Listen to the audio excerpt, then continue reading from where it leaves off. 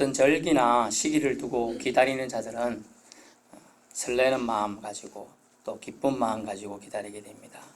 또 무슨 일이 일어날까 하는 호기심도 생기지요. 예수님은 요한복음 14장 16절에 약속하신 성령을 보내주신다고 했으니 예수님의 약속은 거짓이 없기에 믿음으로 기다리고 있었습니다. 소풍 갈 날만 기다리는 어린 학생처럼 동갑계에서 온천여행 갈 날 기다리는 개원들처럼 기쁘게 기다립니다. 우리 믿는 자들은 무엇보다 주님의 다시 오심, 즉 재림을 기다리는 자들입니다. 기다릴 줄 아는 자가 승리하게 되지요. 동물의 왕국에 보면 육식 동물의 무서움을 피해 나무로 올라간 동물들 가끔 나오는데 끈기 있게 기다리는 그 육식 동물을 보게 되죠. 그 기다리는 동물은 결국 먹이를 쟁취하게 되는 걸 보게 됩니다. 인내는 쓰고 힘들지만 그 열매는 답니다. 때로는 모호한 기다림일 수 있죠. 하지만 그 결과는 반드시 있다는 것이죠. 본문 말씀을 통해 오순절 성령이 임하신 역사를 같이 만나보기를 원하는데요. 성령의 임재는 어떤 때 임했느냐라는 것이죠. 첫 번째, 성령은 결속력이 강할 때 임했습니다. 결속력이 강할 때. 1절 보시면 다 같이 모여, 근데 그걸 강조해서 다 같이 한 곳에 모였더니 라고 되어 있습니다. 흩어지면 죽는다는 싸움의 원칙을 들어보셨을 거예요. 영적인 싸움도 이와 같습니다. 한 곳에 모여 뭉쳐서 싸워야 최고의 시너지, 상승 효과를 나타내게 됩니다.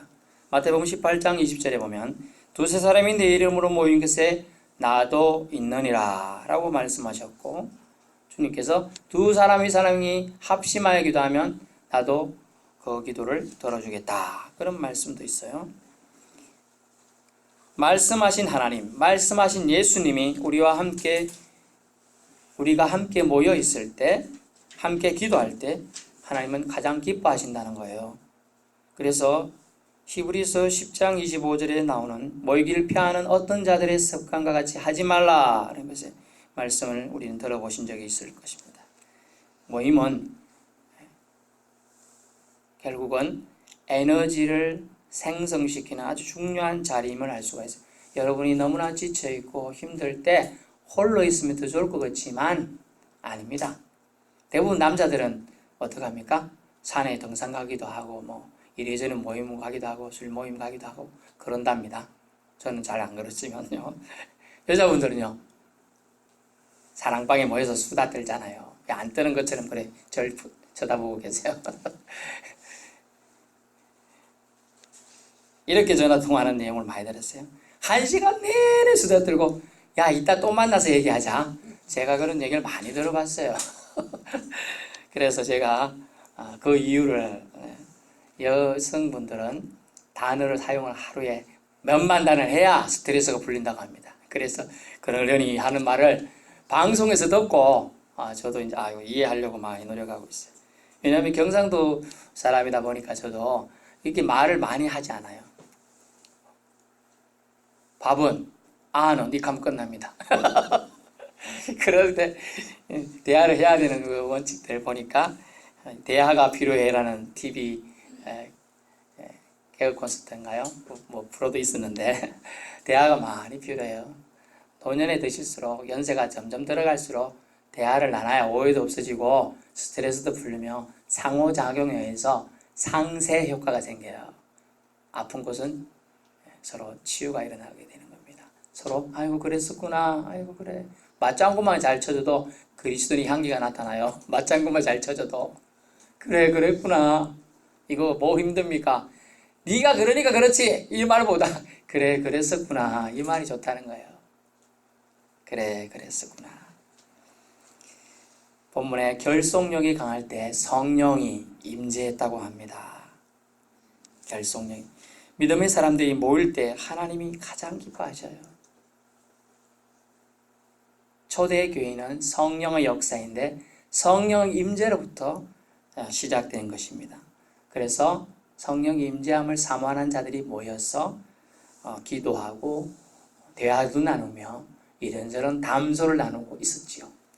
우리는 기도를 여러분이 아무리 잘해도 120명 가까이 되는 사람들이 한마디씩만 해도 얼마나 시끄럽겠습니까?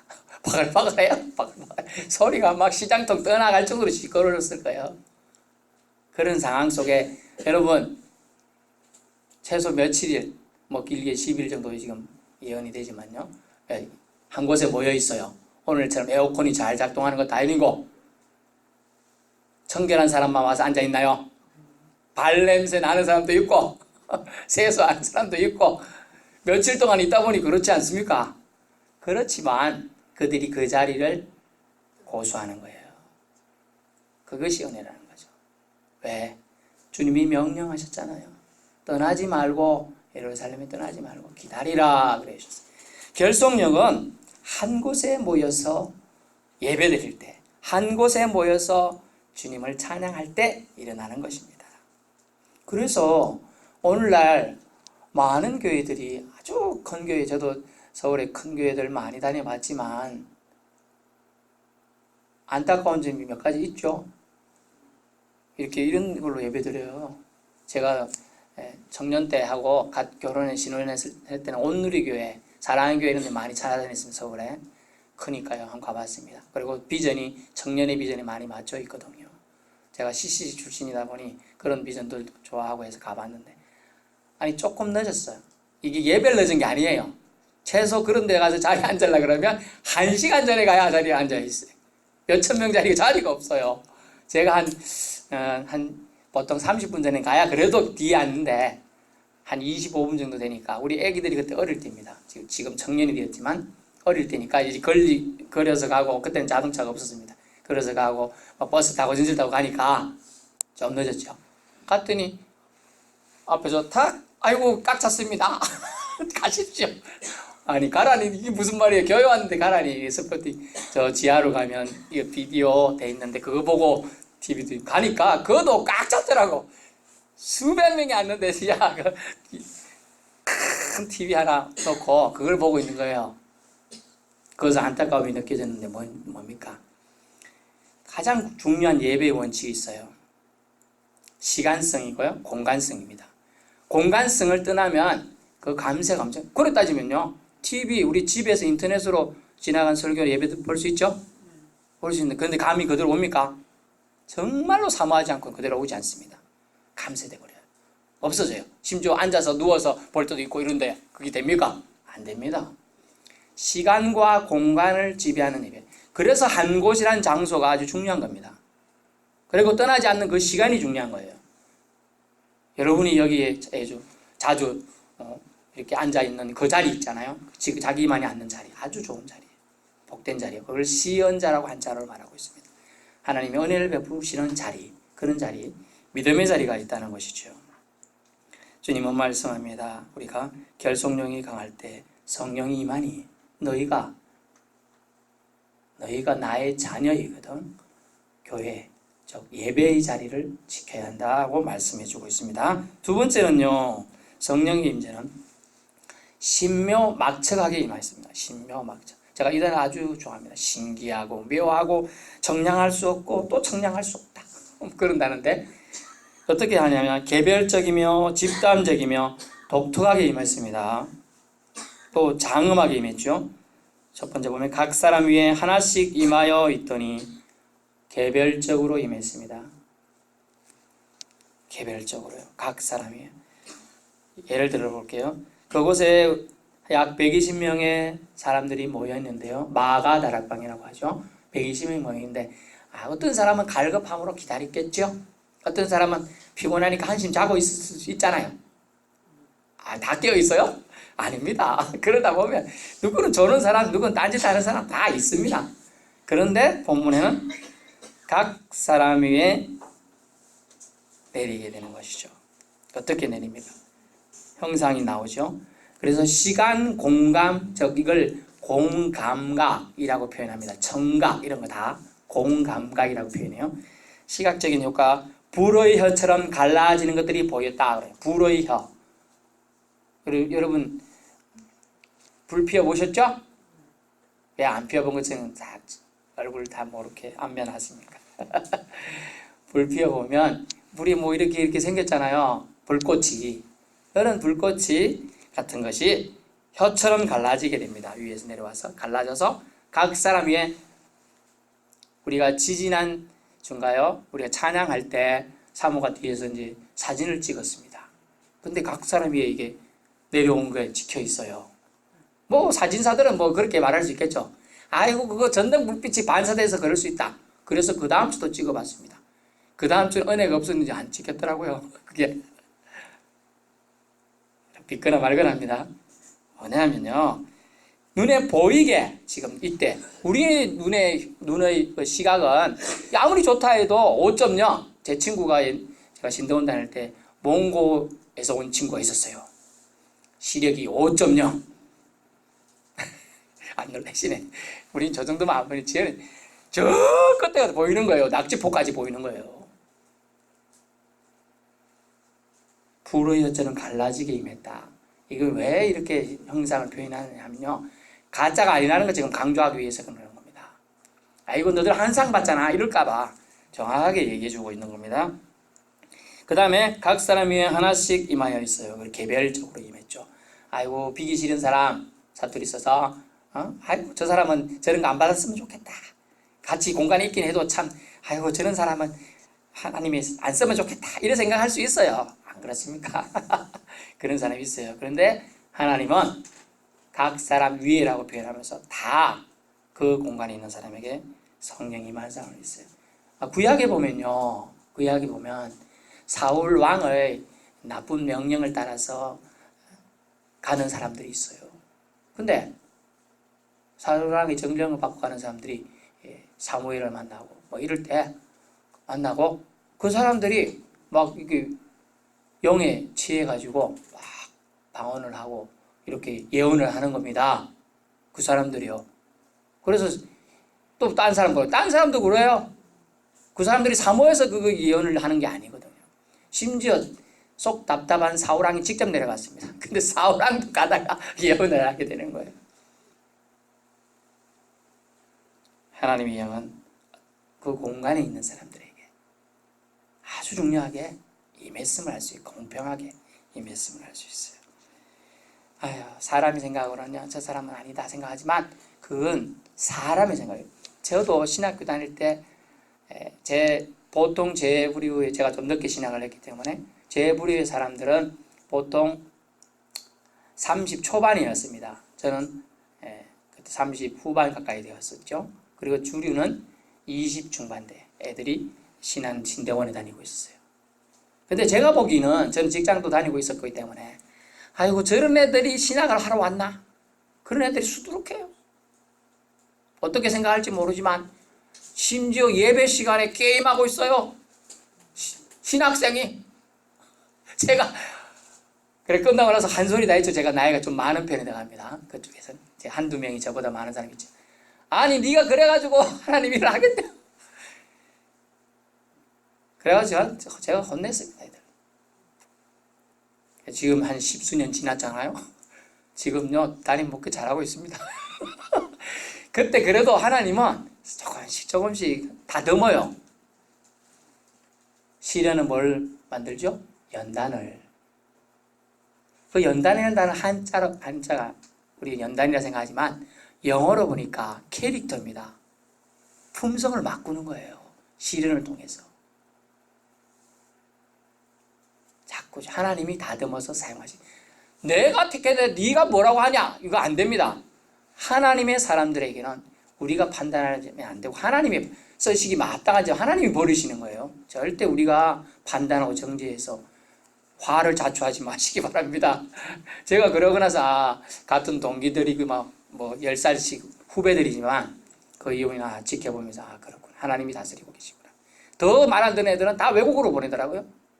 고생시키더라고요. 선교사 보내가지고 고생했다가 아이고 형 죽겠어. 뭐 머니 좀 보내줘. 또 도와줘. 뭐 이런 거 많이 연락 옵니다. 그런 일들이 있어요. 훈련을 하나님이 시키는 거죠. 개별적이며 집단적이며 독특하게 하나님은 성령을 거룩하여 쓰놨잖아요. Come Holy Spirit. 성령이여 임하소서. 우리가 사모하는 자들에게는 하나님이 부어주시는데 비록 덜 사모했더라도 오늘 초대교회 성령의 역사가 시작될 때는 공이 임했다는 것이죠. 그들이 안전 온 집에 가득하며 집단적이요 총체적이며 풍성한 충만으로 임했습니다. 공평하게 가득하게 차별 없이 누구나에게 임했던 거예요. 사모한 자든 사모하지 않고 좀 덜한 자든 아무 생각 없는 자에게까지라도 임했다는 거죠. 요엘서 2장 28절 그 좀 뒷부분에 나오지요. 하나님이 말씀하시기를 말세에 내가 내 영을 모든 육체에 부어주리니 너희의 자녀들은 예언할 것이요 너희의 젊은이들은 환상을 보고 너희 늙은이들은 꿈을 꾸리라. 아멘. 그때 내가 내 영을 나의 남종과 여종들에게 부어주리니 그들이 예언할 것이요 내가 위로 하늘에서는 기사를 아래로 땅에서는 징조를 베푸리니 곧 피와 불과 연기로다. 죄의 크고 영화로운 날에 이르기 전에 해가 변하여 어두워지고 달이 변하여 피가 되리라. 누구든지 주의 이름을 부르는 자는 구원을 받으리라. 아멘. 주의 이름을 불러야 돼요. 제가 이곳에 온 지 이제 1년 6개월 정도 되었습니다만은 주의 이름을 부르는 자들이 한 명씩 한 명씩 찾아지는 걸 볼 때 제가 너무나 기뻐요. 지지난번에 우리 새로 오신 우리 어르신을 보고 제가 너무나 기뻐서 천국에서 잔치가 많이 벌어지고 있겠다 그랬잖아요. 제 얼굴이 화색이 들지요? 네. 지난주만 해도 우리 4명이 오신 거예요. 4명. 지난달에 4명.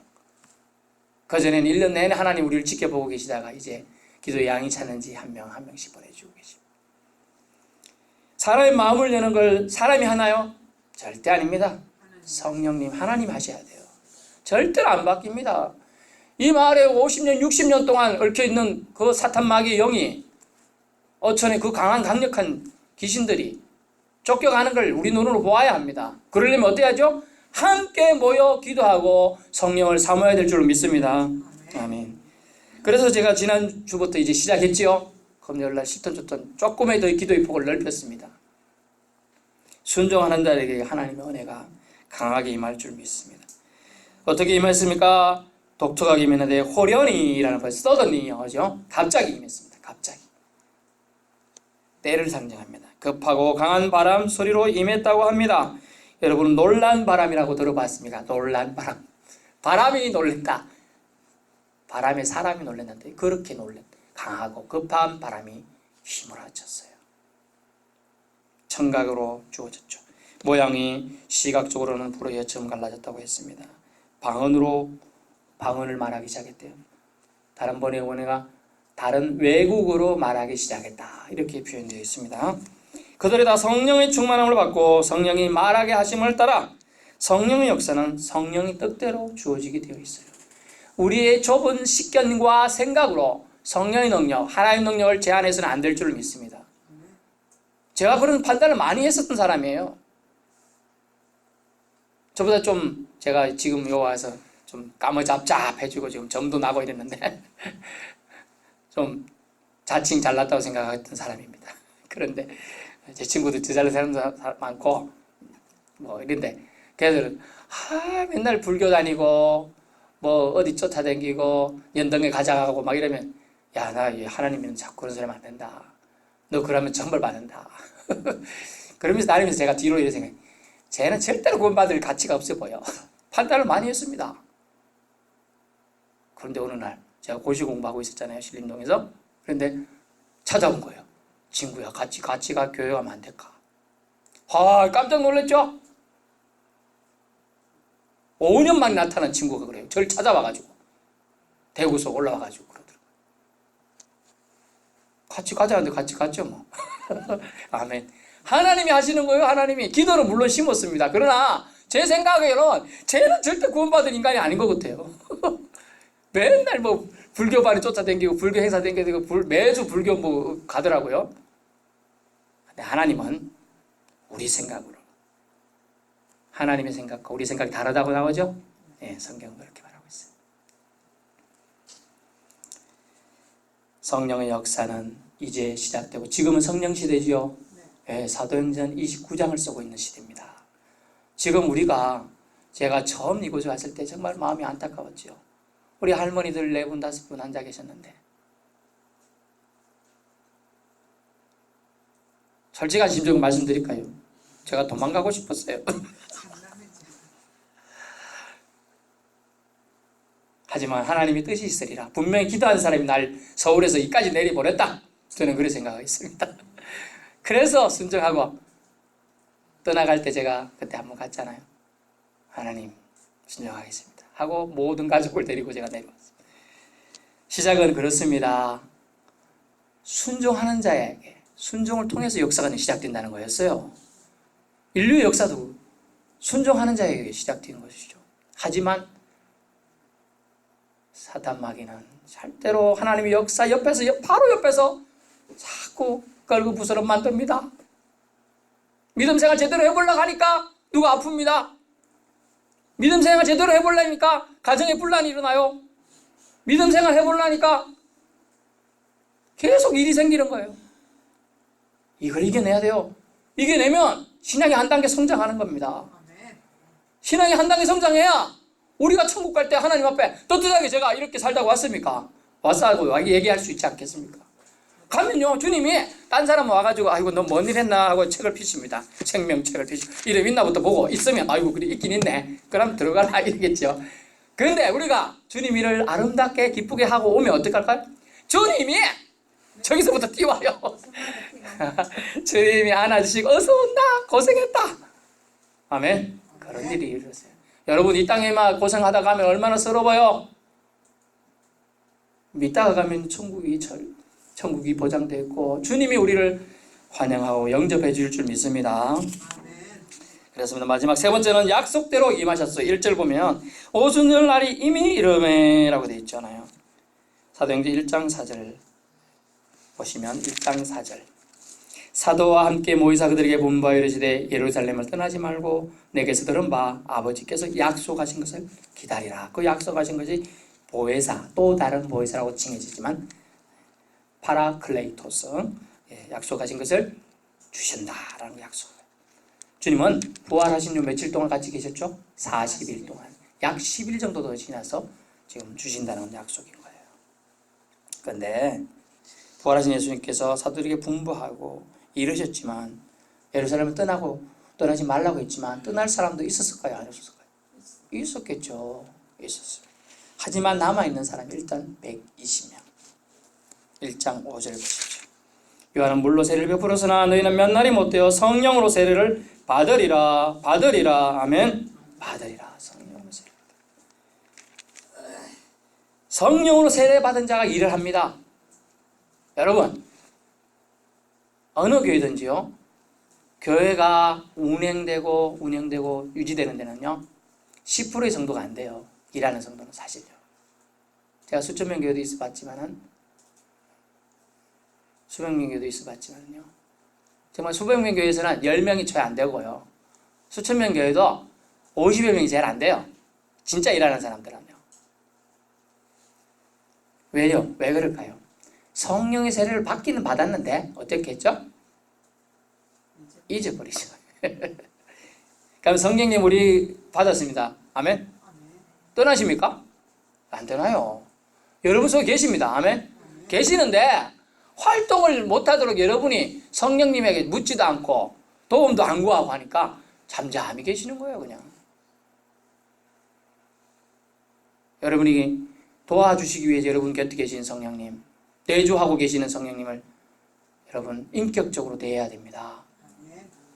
그렇지 않으면 성령님이 슬퍼하셔요. 근심하게 하신다는 거예요. 약속대로 주님은 이미 성령님을 보내주셨습니다. 몇 날이 몇 되어 못 되어 성령으로 세례를 받으리라 하셨고요. 세상에서도요 사람들에게 인기가 많고 인정받는 사람은 약속을 잘 지키는 사람입니다.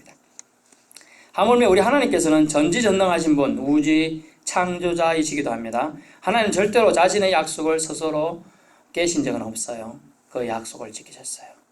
약속 위에 예수님을 이 땅에 보내셨고 희생의 대가로, 죄의 대가로 치르기 위해서 십자가 고난으로 인류 구원을 위해 죽게 하셨습니다.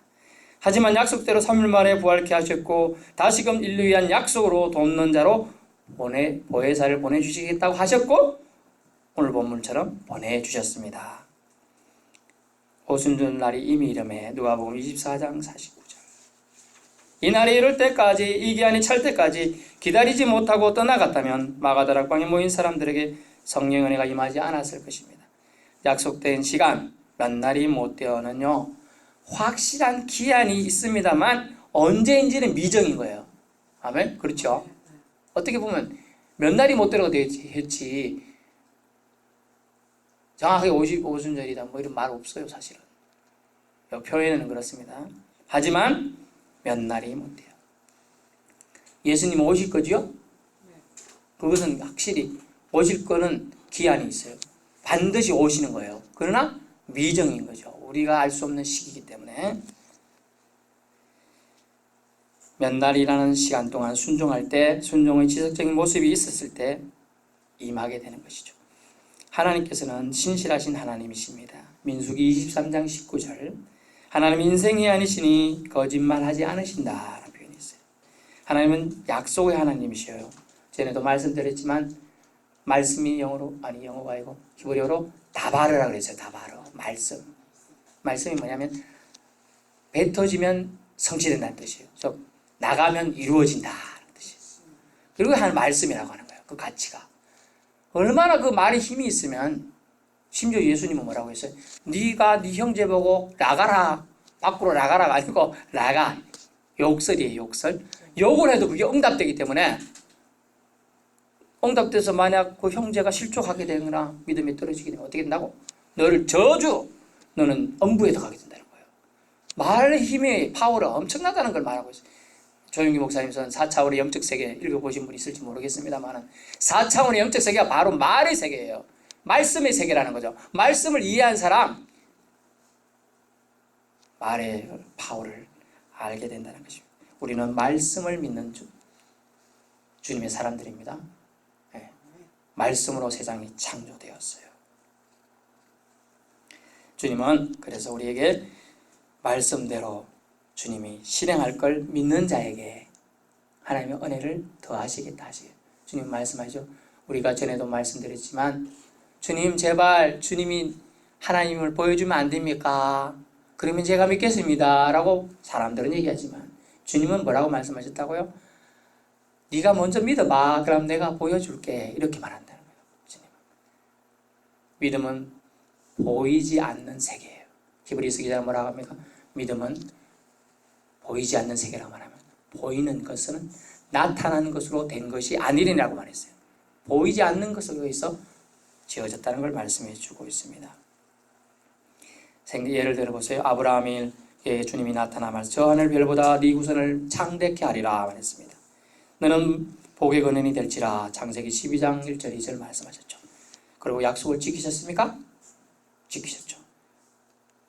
아브라함의 후손인 70여 명이 애굽에 내려갔습니다만 나올 때는요 약 200만 명이나 되는 사람이다. 아니 70명이 들어갔는데 200만 명이 나오는 하나님의 역사. 여러분 200만 명 세봤어요? 전 숫자 3천만 세도 머리가 아플 정도로 많아요. 근데 200만 명이면 정말 저 하늘 별처럼 많아 보이지 않을까요? 엄청난 숫자인 겁니다.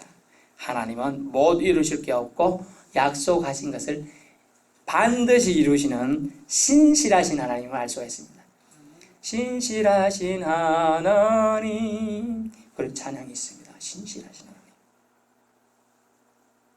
그렇다면 조변석계 같은 사람과 달리 하나님은 나의 말은 이 세상은 없으지만 나의 말은 없어지지 않는다고 말씀하신 하나님께서 왜 성령님을 주시겠다고 했습니까? 이 한마디 하기 위해서 제가 이렇게 많은 말을 합니다. 왜 성령님을 주시겠다고 합니까? 그것은요, 성령은요, 죄를 회개시키며 그리스도를 구세주로 확신케 하고 열심으로 주의 일을 하게 하기 때문이에요. 아멘. 자시 때 말씀드린 성령은 죄를 회개케 하고 그리스도를 구세주로 확신케 하고 열심으로 주의 일을 하도록 돕기 때문에 성령을 주시겠다는 겁니다. 아멘. 너희는 무엇을 하든지 먹든지 마시든지 무엇을 하든지 다 주의 영광을 위하여 하라라고 했습니다. 그래서 성령이 아니면 그리스도를 주로 고백할 수도 없고 성령 없는 주의 일은 안고 없는 찐빵입니다. 매력이 없는 거죠. 힘이 없는 것이죠. 깐부기 신앙인이 되지 않으면 성령님의 도우심과 임재하심 반드시 필요한 것입니다. 결론입니다. 기다림의 열매는 기다림의 목적이 달성되었을 때 가치가 있습니다. 주님의 말씀을 그대로 되리라 믿은 자들이 모여서 있을 때, 기도했을 때 성령님 그곳에 그 장소에 임해 주셨습니다. 진리의 영으로 와 주셨습니다. 각자의 골고루 역사해 주셨습니다. 필요에 맞게 말씀이죠. 모두 다 공평하게 그리고 독특하게 임함을 통해 이것은 하나님의 역사이심을 확증해 주셨습니다. 성령을 통해 초대교회가 시작된 것입니다.